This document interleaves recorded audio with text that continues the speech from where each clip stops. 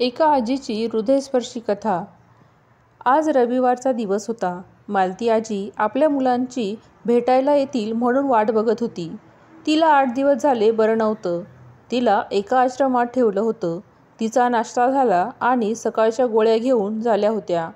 एरवी ती टीव्ही पाहायची त्यावेळेला, पण तब्येत बरी नसल्यामुळे ती आज झोपली होती। तिला बीपी सोडून कुठलाही आजार नव्हता, परंतु वय झालं ना काही शरीराच्या तक्रारी सुरूच असतात।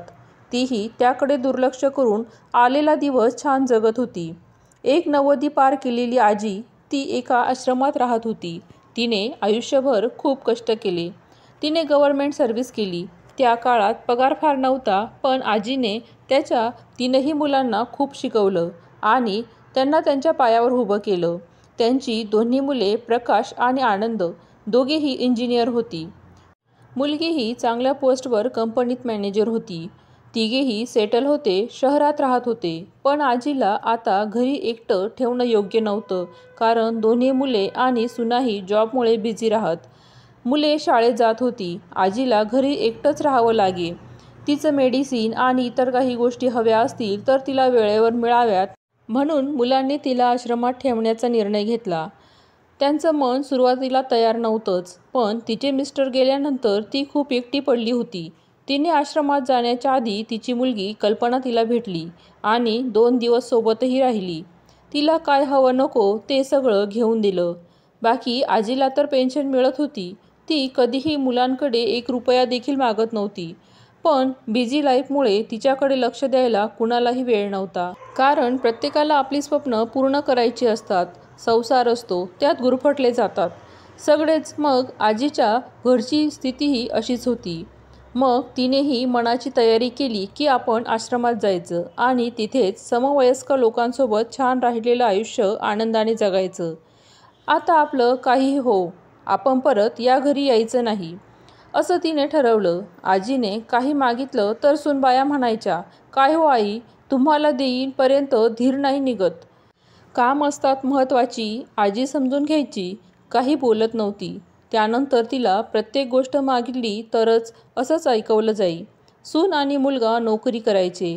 नातवांशी तिला बोलावं म्हटलं तर त्यांना अभ्यास असायचा, क्लासेस असायचे। कधी कुणी समवयस्क भेटलं तर ती गप्पा मारायची, पण तिला करमत नसत। येणारा दिवस ती ढकलत होती, पण तिला आश्रमामध्ये ठेवण्यात आलं। तिने आश्रमालाच आपलं घर समजलं। तिला खूप आनंद झाला। तिच्यासारखी अनेक लोक तिला भेटत गेले, समवयस्क भेटले, गप्पा गोष्टी करू लागले। ती तिथे रमून गेली होती। छान मजेत दिवस चालले होते। तिथला स्टाफ खूपच छान काळजी घेत होता, त्यामुळे आजीचे दिवस छान जात होते। मधून मधून मुले तिला भेटायला येत होती। कधी कधी ती आजी आजारी पडायची, वयोमानाप्रमाणे लगेच बरे व्हायची। तिला सगळा खर्च तिच्या पेन्शनमधूनच करण्यात येई, पण तिला कधी काही झालं तर त्रास मात्र स्टाफ आणि डॉक्टर घरच्यांना फोन करून कळवायचे, तर त्या मुलांना राग यायचा, त्याला वेळ नसायचा। घरातही सगळं बघावं लागायचं। मुलगीही तिच्या संसारात आणि जॉबमध्ये बिझी होती। आजी खूप समजदार होती। ती कुणी भेटायला नाही आलं तरी समजून घ्यायची। तिची सर्वांची मैत्री झाली होती। स्टाफला ती खूप हसवायची, म्हणून प्रत्येकालाच तिचा लळा लागला होता। ती सर्वांना आवडायची। असेच दिवस चालले होते। ती थोडी आजारी होती, अशक्तपणा जाणवत होता, म्हणून आपल्या मुलांची ती वाट बघत होती। तो महिना झाला तरी आला नव्हता। त्या दिवशी आजारी असताना ती झोपेत होती। तिला आपल्या मुलाचा आवाज कानी पडला। आजीला मनाला धीर आला, छान वाटलं। आपला माणूस सोबत असला ना, कुठलाही आजार असू दे, एक आधार मिळतो, लढण्याची ताकद मिळते। त्याच दिवशी थोड्या वेळाने त्यांच्या खोलीशेजारीच त्यांना थोडी बडबड ऐकू येत होती। ती झोपेत होती, परंतु पुसटचा आवाज तिला ऐकू येत होता। ती दुसरे तिसरे कोणी नसून त्या आजीचा मोठा मुलगा आणि सूनबाई होत्या। डॉक्टर आणि नर्सला बोलत होत्या, अहो, तिला बरं नाही, तुम्ही तिची ट्रीटमेंट करता, काळजी घेता, हे सगळं ठीक आहे, पण तिचीही आता 90च्या पुढे वय गेले आहे। कशाला तुम्ही जास्त ट्रीटमेंट करता, तिचं आयुष्य वाढवता, यात आमचाही वेळ जातो। मुंबईवरून पुण्याला येणं आणि त्यात आम्ही सगळेच नोकरी करतो, आम्हालाही फारसा वेळ नसतो। डॉक्टर आणि नर्स शांतपणे ऐकून घेऊन त्यांना व्यवस्थित समजावून सांगत होते. पण ते लोक त्यांचंच म्हणणं मांडत होते. त्यांचं मत होतं की थांबवा, आता हे सगळं. पैसाही जातो आणि आम्हाला वेळही नसतो. जी आजी इतक्या दिवस छान जगली, आता पुन्हा तिचं आयुष्य कशाला वाढवता? एवढी ट्रीटमेंट का करायची? तिचं वय झालं ना आता. पण डॉक्टरांनी त्यांना सांगितलं, तुम्हाला आईची ट्रीटमेंट नसेल करायची तर राहू द्या. कारण कुणाही व्यक्तीला काही त्रास होत असेल तर आम्हाला ट्रीटमेंट अशी अर्धवट सोडता येत नाही. आम्ही आमचं कर्तव्य पार पाडू. तुम्हाला भेटायला वेळ नसेल तर आमचा स्टाफ काळजी घेऊ शकतो. जरा तुम्हीही समजावून घ्या ना. तिचंही वय झालं, म्हणजे तिने यापुढे जगूच नये. आणि आपण तिला असं मरणाच्या दारात सोडणं कितपत योग्य वाटतं तुम्हाला? आणि ट्रीटमेंटसाठी फार थोडेच पैसे लागत असतात हो. फक्त IV इंजेक्शन आणि काही मेडिसिन एवढंच त्यांना आता गरजेचं आहे. त्यावरून तुम्ही एवढं बोलत आहात? तसं नाही हो डॉक्टर, फक्त एवढंच वाटतं, उगाच त्यांचं आयुष्य वाढवून त्यांना त्रास देणं बरं नाही, त्यांचा मुलगा म्हणाला. पण डॉक्टरांना ते समजायचं ते समजलं.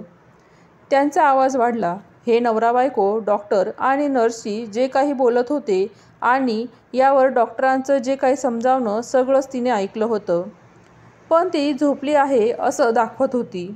डॉक्टर आणि नर्स निघून गेले.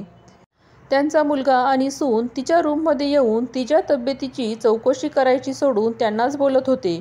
काय गाई, या वयात असं काही ना काही होतच असतं की. तू लगेच डॉक्टरांना सांगते तुमचं नेहमीचंच आहे. मग ते आम्हाला कळवतात. आम्हालाही आमची कामे सोडून यावी लागतात. आणि त्या डॉक्टरांना बोलायला काय जातंय, पैसेही लागतात ना. आजी शांतपणे ऐकून घेत होती. तिला वीकनेस जाणवत होता.